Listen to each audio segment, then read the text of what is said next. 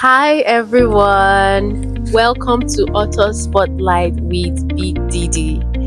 Number one question goes, what's your name, ma'am, and what do you do? Okay, so my name is Edidiong and I am a teacher, I'm a writer, I am a women and children coach. Simple terms. Number two question says, what inspired you to start writing generally?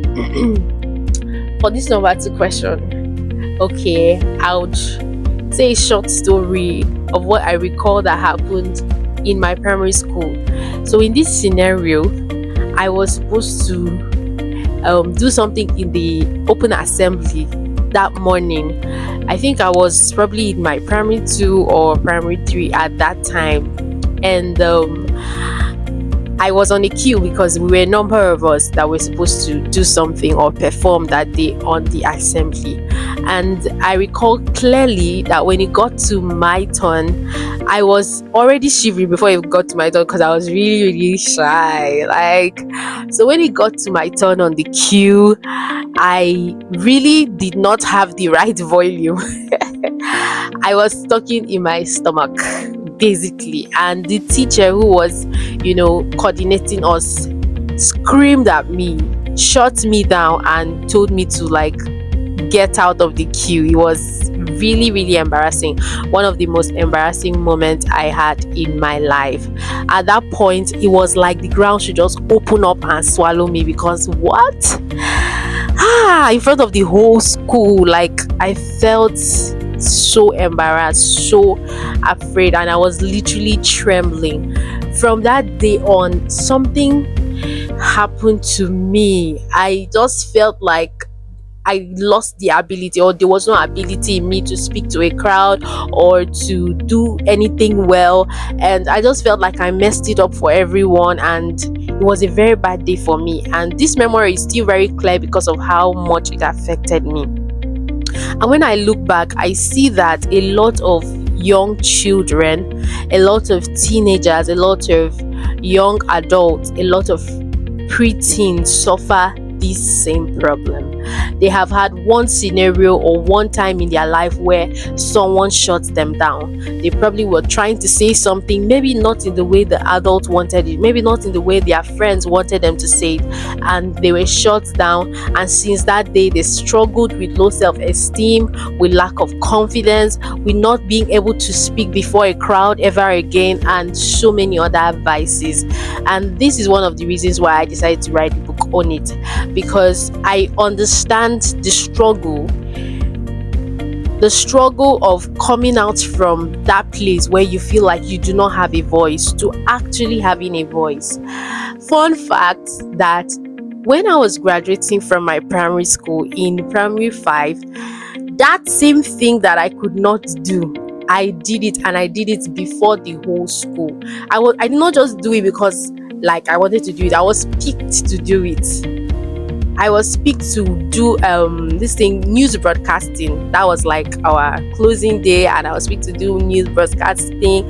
And we had this, native attire, and they just made it look like we were broadcasting on a TV channel. And we did it. I did it. God, it was amazing. So when I look back, I kind of try to recall how exactly I went on the journey from not believing in myself to actually being able to accept the challenge to broadcast news on our closing day. A lot of children are struggling with one thing or the other that someone said to them that may have killed the excitement inside of them, that may have killed the joy, and they need to want to express themselves. They just feel like they should keep quiet about everything that goes on in and around them because they are not worthy to speak, or because they don't know how to speak, or because they don't know how the other person is going to receive what they are saying. Own It is that book that is going to help your child to reclaim their confidence. Own It is going to help your child to know that they have the right to speech, they have the right to express themselves. For every preteen, teenager and young adult out there, I want to tell you that you don't have to lose your voice. Whatever it is that took your voice from you, you have to reclaim it back. You have to reclaim back your self identity, your worth for yourself, your value, your uniqueness, your authenticity. You need to reclaim back your unique voice because someone out there really wants to hear you speak.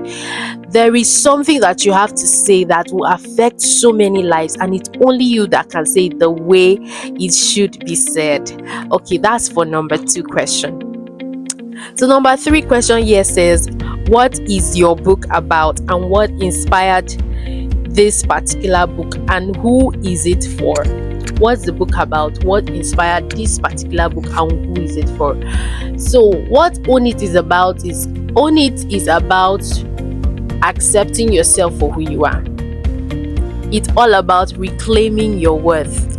It's all about knowing that you are an important and integral part of what God created in the beginning and said it was good.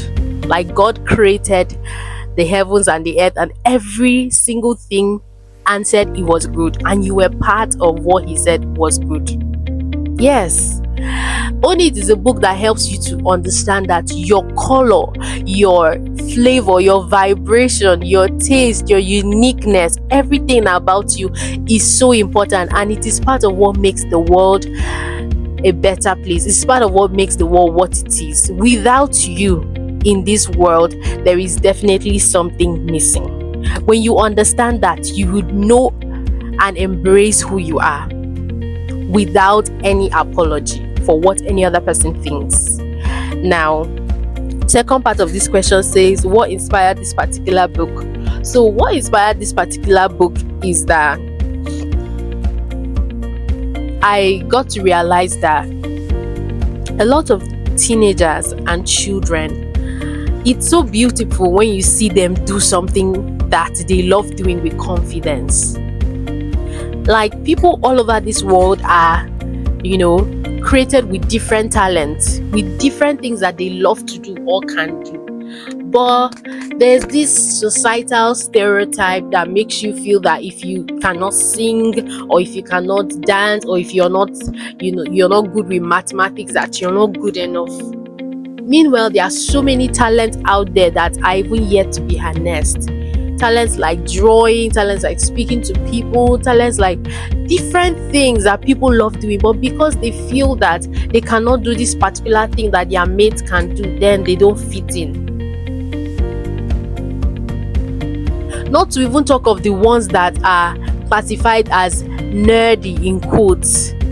They are really smart children, but then they find it hard to fit into class, fit into their age grade, because people feel like they are nerdy. That's meanwhile, in the real world, when you become an adult, you want to be nerdy, not in the sense of looks, but in the sense of what you can do with your brain. So I want children, I want teenagers, I want adults to be able to understand that they just can be themselves, and that the sooner they are aware of themselves, accept themselves for who they are, their weaknesses, their flaws, everything,